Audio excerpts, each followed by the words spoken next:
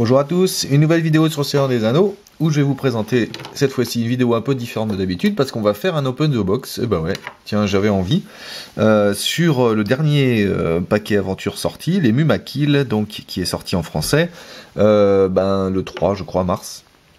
Voilà, alors du coup c'est un vrai open the box, hein, parce que j'ai vraiment pas ouvert le paquet, mais après il y a encore le petit autocollant ici.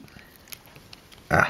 Et en plus, pendant que je rame là, j'ai vu vraiment aucun spoiler sur le net et tout ça. J'ai pas du tout cherché à voir ce que contiendrait ce paquet, donc je ne sais absolument rien.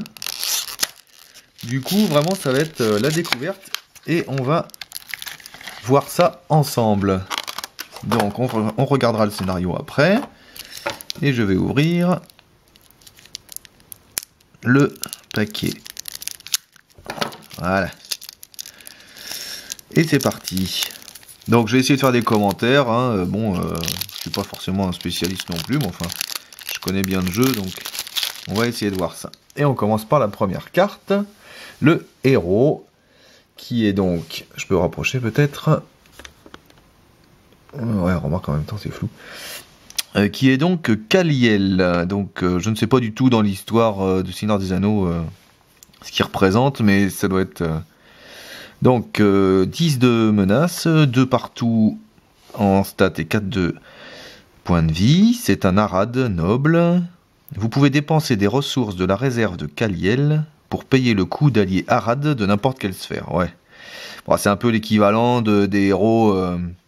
celui qui est à l'extérieur, là, je ne me rappelle plus comment il s'appelle. Puis d'autres héros de ce type. Donc il faut des alliés Arad, quoi. Donc j'imagine que dans le paquet, il va y en avoir. C'est encore une mécanique, du coup, en plus. Défausser un allié Arad de votre main pour redresser un personnage Arad en jeu. Limite une fois par phase. Ah, ça peut être pas mal. Bon, défausser un allié pour ça, ça paraît quand même cher payé. Après, si les alliés en jeu sont très forts, ça peut être sympa. Bon voilà, donc un héros commandement. À voir, à voir. Je suis pas hyper enthousiaste sur l'effet parce que ça rajoute encore des effets. Je préférerais qu'il travaille plus sur les traits qu'on a déjà. Il y en a déjà beaucoup des traits, hein, noble, guerrier, tout ça. Et là, ils en rajoutent un Arad avec une nouvelle mécanique. Bon, on va voir. On va voir. Carte suivante, c'est aussi un commandement, c'est un allié. Il coûte 2, 1 de volonté, 0 d'attaque, 1 de défense, 2 points de vie. Bon, des stats un peu faiblardes a priori, mais un coup de 2, donc logique. Il est Dunedain, rôdeur, ça c'est pas mal. Réponse, quand vous jouez le garde d'Andras de votre main, choisissez un ennemi non unique engagé au combat avec vous. Cet ennemi ne peut pas vous attaquer durant ce tour. Ah bah carrément. Ah bah celui-là, ouais. Alors ça tombe bien parce que j'essaie de faire un deck Dunedain en ce moment là, du coup avec... il est juste là, le deck Dunedain, donc ce sera pour la prochaine vidéo.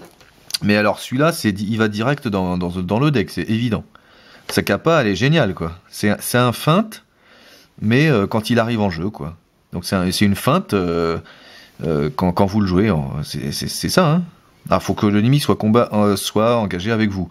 Mais comme les Dunedains engagent des ennemis, c'est fait pour, quoi. Donc j'aime beaucoup. J'aime beaucoup, surtout que c'est vraiment pile ce que je suis en train de jouer en ce moment. Alors là, vraiment, c'est la bonne surprise. Garde d'Andras, direct dans mon deck, celui-là. Ça, c'est clair. Ah ouais, super.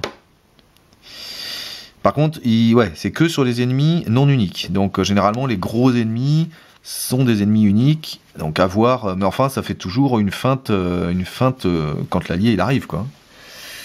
Ah, une quête secondaire, ça faisait longtemps qu'on n'en avait pas eu, je crois, je sais plus. Préparatif de bataille, toujours commandement, elle coûte 1, alors ça j'aime pas trop, parce que moi j'aime bien quand les quêtes secondaires elles coûtent 0, parce que là, du coup ça coûte 1 à mettre, puis ensuite faut la passer, ça fait beaucoup. Limite un exemplaire de préparatif de bataille dans la pile de victoire, comme toutes les quêtes secondaires, pas de souci. Ah non, pardon, dans la pile de victoire. Et oui. Ça veut dire que vous pouvez en avoir 3 dans le deck, mais par contre, vous pouvez en passer qu'une seule parce que les autres, vous ne pourrez pas les passer, puisque du coup, elles iront en pile de victoire. ce qui est interdit dès qu'il y en a une. Donc je vois pas trop bien la différence entre à quoi ça servirait d'en avoir. Bah si on en a 3 dans le deck, ça permet d'en piocher, quoi. D'en avoir une qui sort plus facilement. Les premières quêtes secondaires étaient en limite 1 par deck. Donc on les piochait pas souvent, du coup c'était assez peu joué. Mais là, un exemplaire de préparatif de bataille, vous la tirez, vous la jouez, et puis après, une fois qu'elle est passée, vous saurez que vous la repasserez pas. Mais tant que cette quête est dans la pile de victoire, le premier joueur pioche une carte supplémentaire durant la phase de ressources. Ah putain, elle est bien aussi celle-là. Ah ouais, bien. Bien. Ah ouais, et puis alors, il suffit qu'elle sorte assez vite. Vous commencez la quête en allant là-dessus, pim, vous avez pour toute la partie, le premier joueur pioche 2 cartes, quoi. Ah bah c'est énorme. C'est énorme ce truc. Préparatif de bataille. Ah bah celle-ci, elle va aller dans mon deck aussi, je crois. En plus, c'est bien, parce qu'effectivement, comme vous pouvez en avoir 3 dans le deck, vous avez quand même des chances de l'avoir assez tôt, vous la passez assez tôt, et après c'est tout bénef pour la partie, quoi. Moi ça brille. Non, très, très bonne carte pour l'instant. Bon, à part le héros, pour l'instant, je suis pas déçu. Un allié tactique. Alors, il coûte 5. Ouh, des alliés à 5, il n'y en a pas beaucoup. Il a intérêt à... il coûte 5. 2 de volonté, 3 d'attaque. 1 de défense, 3 de points de vie. Bon, des alliés qui coûtent 5, c'est à peu près ça. Hein. Le Glorfindel qui coûte 5, il est à peu près dans ces stats-là, si ce me semble. Ouais, bon, c'est pas déconnant. À distance, ça c'est bien. Arad aussi, bon voilà, évidemment pour Kaliel, hein, bien sûr. Voilà le genre d'allié qu'effectivement l'effet de Kaliel peut être intéressant pour redresser. Parce que ça c'est un allié très fort. Donc vous défaussez un allié de votre main pour redresser Yazan. Ça paraît assez évident. Quand Yazan est déclaré comme attaquant, infligez 1 point de dégâts à un ennemi non unique en jeu. Limite une fois par phase. Oui, c'est pas mal. Infliger 1 point de dégâts à un ennemi non unique encore. En jeu. Alors c'est en jeu, hein, donc c'est pas forcément l'ennemi que vous attaquez, c'est pas forcément l'ennemi qui est engagé avec vous, hein, c'est n'importe quel ennemi. La seule contrainte, c'est qu'il est non unique. Donc ouais, c'est pas mal. Mais c'est dommage que ce soit une fois par phase, parce que du coup, ça pourrait être intéressant de redresser avec l'effet de Kaliel, puis de réattaquer et de refaire son effet. Bon. Dommage que ce soit limité une fois par phase. Après, oui, et comme quand Yazan est déclaré comme attaquant, donc ça peut se faire qu'en phase combat. Ou éventuellement avec des cartes qui permettent d'attaquer hors phase combat, mais là j'en ai pas en tête. Donc bon, il coûte cher quand même. À voir. De toute façon, c'est le seul allié Yazan pour l'instant, donc c'est le seul allié Arad. Ah, c'est un rôdeur aussi. Carte suivante, c'est un événement cette fois-ci. Ne plus attendre. Le dessin est un peu moche. Réponse. Au début de la phase de quête, cherchez un ennemi parmi les 5 premières cartes du deck de rencontre et mettez-le en jeu engagé au combat avec vous. Bon. Ensuite, révélez une carte de rencontre de moins durant cette phase pour un minimum de 0. Ah bien, mélangez le deck de rencontre. Ah bien ça, ne plus attendre, c'est bien ça. En fait, vous remplacez la révélation de la quête, vous la remplacez par le fait de prendre un ennemi. Ça coûte 2. Au début de la phase de quête, cherchez un ennemi parmi les 5 premières cartes du deck de rencontre et mettez-le en jeu, engagé au combat avec vous. Ensuite, révélez une carte de rencontre de moins durant cette phase. Ah, je trouve ça bien, hein. Mais pour un minimum de 0. Mélanger... Ah, bah c'est de cette carte, il y avait une discussion sur le forum, SDHJCE. Si vous ne trouvez pas d'ennemis parmi les 5 premières cartes du deck de rencontre, qu'est-ce qui se passe? Eh bien, il se passe que normalement, vous ne faites pas évidemment la carte de rencontre en moins. Puisque le ensuite dit que vous faites cette phrase si vous avez fait la première. Voilà. Et si vous avez fait la première, alors du coup, alors ça, moi je trouve que c'est mal dit parce que le ensuite peut laisser penser que vous avez fait ça. Bon, vous n'avez pas trouvé d'ennemis, c'est pas de votre faute. Et qu'une fois que vous avez fait ça, donc cherchez des ennemis en fait, cherchez un ennemi. Et ben après vous faites le reste. Mais non, en fait, il faut vraiment avoir mis en jeu un ennemi engagé pour pouvoir faire le reste, ce qui est pareil logique. Et puis ensuite, révéler une carte de rencontre de moins. Donc vous avez, voilà, il y a une carte de rencontre de moins. Donc à un joueur, vous révélez pas une carte de rencontre. Vous prenez l'ennemi et vous êtes tranquille pour la quête, il n'y aura pas de renforcement. Moi je trouve ça super parce que des ennemis, dans les 5 premières, suivant les scénarios, ça se trouve. Et puis surtout, ça peut vous éviter une traîtrise, ça peut vous éviter un truc pénible, ça peut aussi vous éviter un effet une fois révélé, hein, parce que là, c'est juste marqué, mettez l'ennemi en jeu, engagé au combat avec vous. Donc il n'y a pas d'effet révélé, il n'y a pas de... Ah non, mais attends, c'est super. C'est super ce cas. Et puis en plus, au pire... Ah oui, mais non, parce qu'il faut mélanger le deck de rencontre. Parce que j'allais dire, s'il n'y a pas d'ennemis dans les 5 premières, au moins vous avez regardé ce qu'il y a. Sauf que non, parce qu'après, il faut remélanger le deck, donc... à moins qu'il n'y ait que 5 cartes dans le deck, ça vous avance pas des masses. Non, mais c'est une très bonne carte, je trouve. 2, je pense qu'elle est jouable à 2... je pense que c'est une bonne carte. Surtout en solo, à mon avis. Surtout en solo, parce qu'en solo, vous prenez un ennemi que vous pouvez éventuellement gérer d'une manière ou d'une autre, si vous êtes capable de prendre un ennemi, et à la place, hop, ça vous remplace la phase de quête. Non, c'est vraiment super, je pense. Oh, ça brille, pardon. Allez, on passe au suivant. On est en énergie cette fois-ci, donc on est Jubière ou Jubiard, je sais pas comment on dit. Un dessin un peu moche aussi, je trouve. Je suis pas hyper enthousiaste sur les dessins, par contre. Si le garde d'Andrade, c'est pas mal. Arad aussi, guerrier. Encore un... je sens que les Arad, ils vont être chers. Ça va être un peu leur caractéristique. Ils vont être forts, mais ils vont être chers. 5 de coups.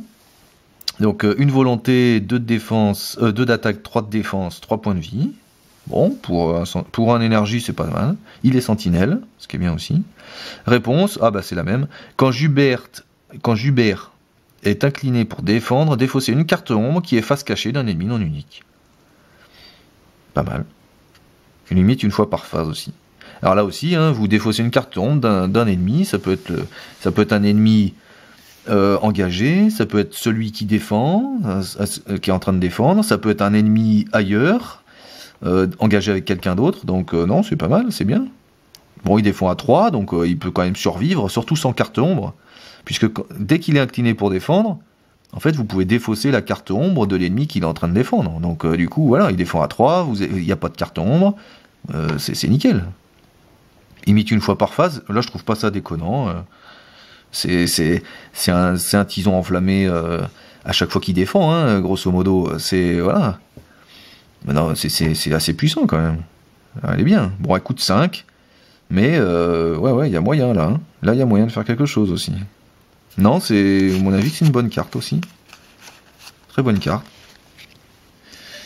On va la mettre ici. Ensuite, nous passons à Pipe de nain. Objet pipe.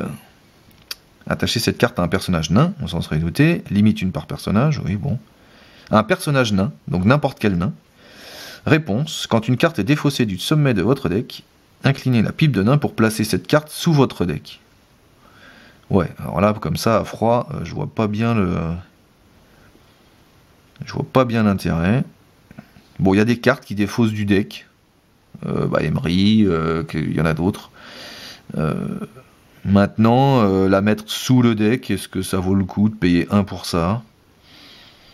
Bon, à moins que vraiment vous creusiez vos decks à vitesse grand V et que du coup vous avez besoin que ça recycle. Mais bon, c'est vraiment, faut builder vraiment. Et puis avec des nains, est-ce qu'il y a des decks nains qui sont capables de creuser des decks pour que ça se soit utile? J'en suis pas persuadé. Ouais, bon, mitigé, à voir, mitigé. Ah, encore un Arad. Du coup, j'aime bien finalement les Arads. J'étais un peu sceptique avec le héros, mais au final, j'aime bien parce qu'ils sont chers, certes, mais bon, c'est vrai qu'ils sont chers quand même, 5. Mais enfin, ils sont puissants. Alors, elle a 3 de volonté, elle est connaissance, 1 d'attaque, 2 de défense, 3 de points de vie, Firial. Ah, là, le dessin est joli, j'aime bien. Ouais, sympa là. Réponse, quand Firial s'engage dans une quête, regardez la première carte du deck de rencontre, ensuite vous pouvez défausser la carte regardée. Alors il y a un héros qui faisait déjà ça, comment il s'appelle ce héros? C'est Denethor Connaissance, je crois, qui fait un peu la même chose. Sauf que Denethor, il défausse pas la carte, il la met sous le deck, je crois. Mais enfin, c'est un peu le même truc. Voilà, vous regardez la première carte et éventuellement, si elle vous enquiquine vraiment, vous en débarrassez. Ce qui évidemment vous laisse dans l'inconnu pour la suivante.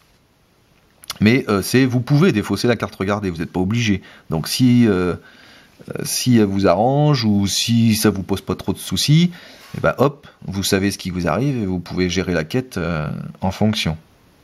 Et c'est quand elle s'engage dans une quête, donc évidemment, vous allez faire l'effet à chaque fois, forcément. Elle a 3 de volonté, donc elle va en quête, c'est sûr.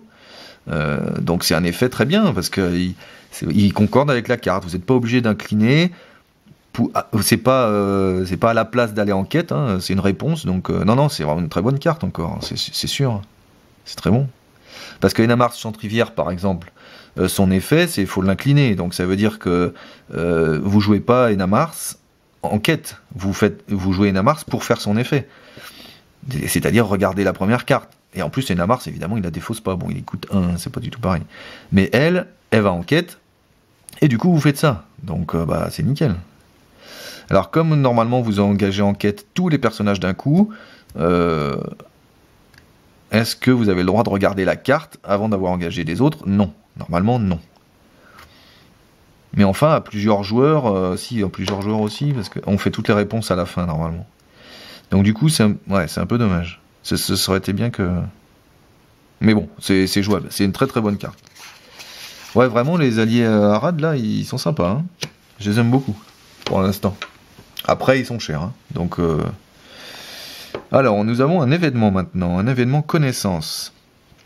Vous ne pouvez jouer cette carte qui coûte 1, et ça s'appelle un Lapro pris au piège.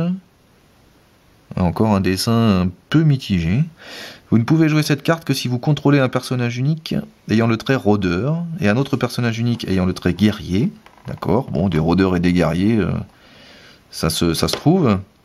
Réponse, quand vous engagez au combat un ennemi, cet ennemi ne peut pas vous attaquer jusqu'à la fin du tour. Bah, ma foi, c'est parfait. C'est parfait, elle va rentrer dans mon deck aussi, celle-ci, là. Parce que mon deck, actuellement, c'est Erkenbrand, Aragorn, ben voilà, j'ai un rôdeur, j'ai un guerrier. C'est réglé, hein. Ouh, bah, va rentrer celle-ci aussi, hein. Vous ne pouvez jouer... Donc ça, c'est bon. Quand vous engagez au combat un ennemi, cet ennemi ne peut pas vous attaquer jusqu'à la fin du tour. Bah, c'est une feinte, encore. C'est une feinte de connaissance. Bon, qui ne marche que quand vous engagez au combat, alors que la feinte tactique, elle marche tout le temps. Hein, vous pouvez... vous empêchez un ennemi d'attaquer quand il attaque, alors que là c'est quand vous l'engagez.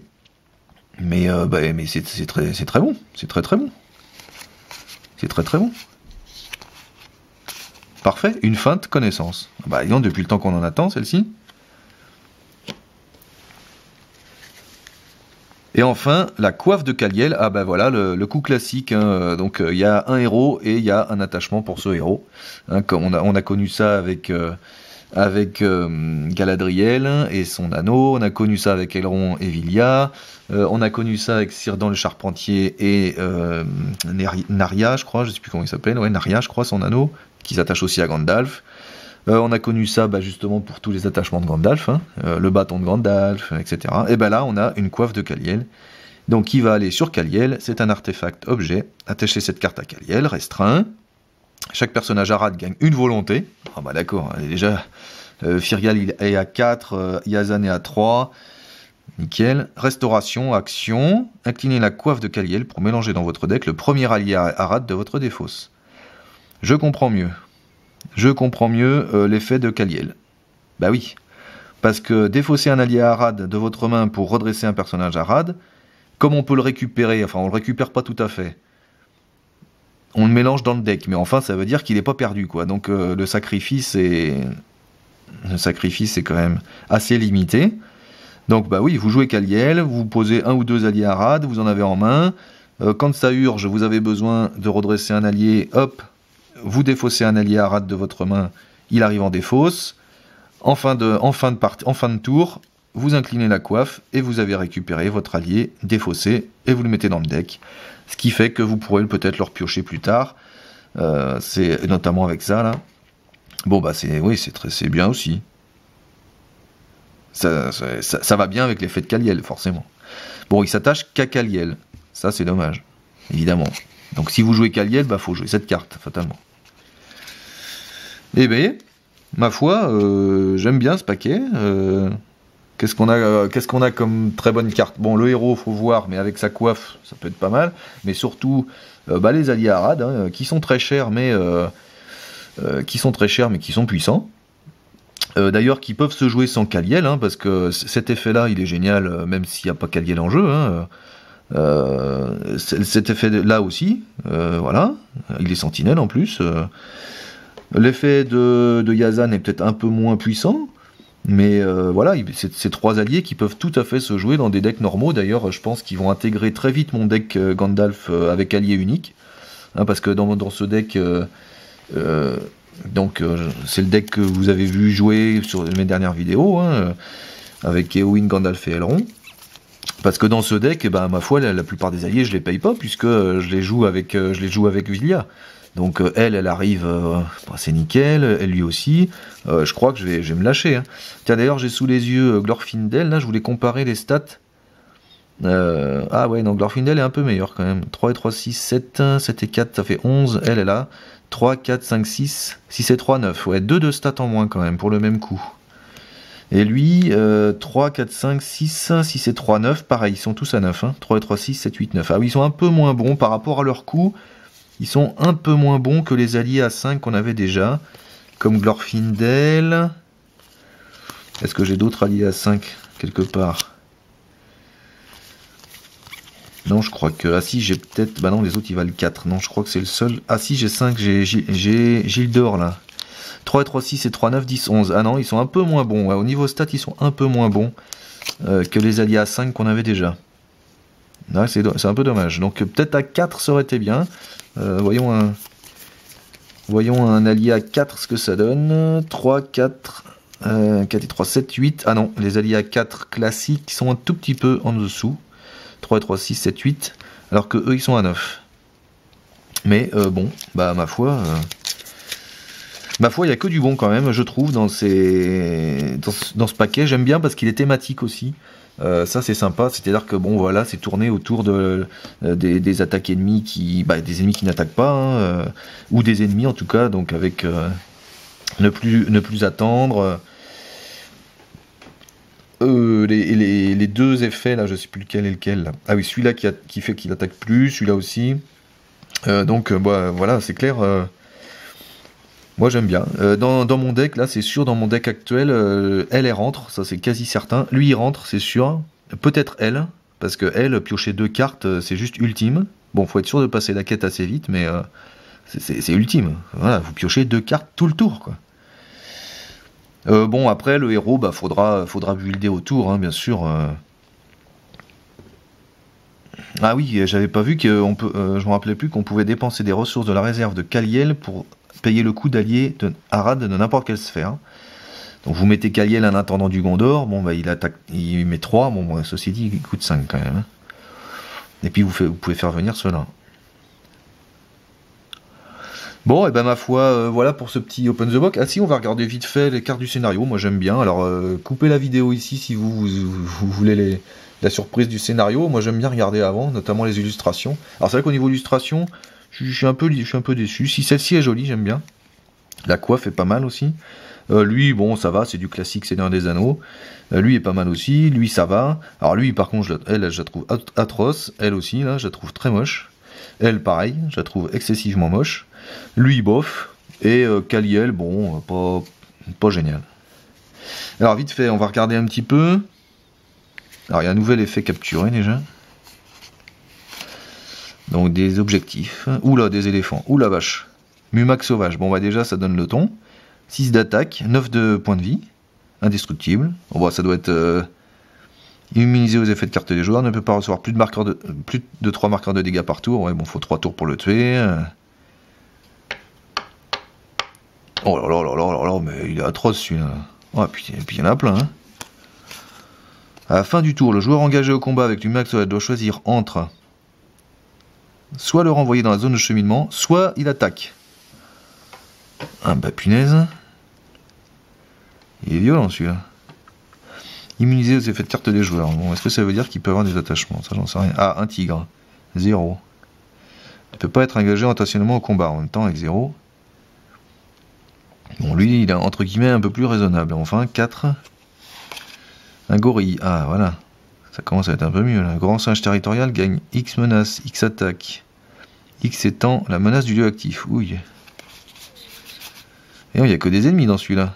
Python étrangleur, bon, ça va. Ah, renfort. Hein. Il est joli, lui. Les illustrations, elles sont sympas. Surtout le serpent. Après que le python étrangleur a infligé des dégâts à un personnage, attachez-le à ce personnage. Ah, je déteste ça. Un truc condition, le personnage attaché ne peut pas se redresser. Je déteste ces trucs conditions, c'est vraiment... Oh, joli celui-là aussi. 1000 pattes géants. Personnage, ce personnage perd le texte imprimé dans sa boîte de texte. Ouh la vache, jusqu'à la fin du tour. Ça peut faire mal, ça. Piste de miracle, bon après c'est des lieux. Des traîtrises. Ma foi, je crois qu'on se croit vraiment dans la jungle. Les illustrations sont vraiment sympas. J'aime beaucoup. Et les quêtes, il y a 3 cartes quêtes. Ah non, non ça c'est une quête annexe. Il n'y a que 2 cartes quêtes. Qu'est-ce qu'il faut faire là? Ah, d'accord. Les Mumacs sauvages, ils arrivent au fur et à mesure. Ok. Bon, ben ma foi, faudra voir ce que ça donne. J'essaierai de faire ce scénario avec mon nouveau deck. Mais bon, clairement, il a pas l'air facile. Je sais pas combien il est noté en difficulté, mais voilà. Bon, ben voilà pour cette vidéo. Merci d'avoir suivi. J'espère que ça vous a plu. J'essaierai de le refaire plus souvent maintenant, après tout, pourquoi pas. J'aime bien dévoiler les cartes comme ça. Et puis, ben, on se revoit pour une autre vidéo avec un nouveau deck. Merci et à bientôt.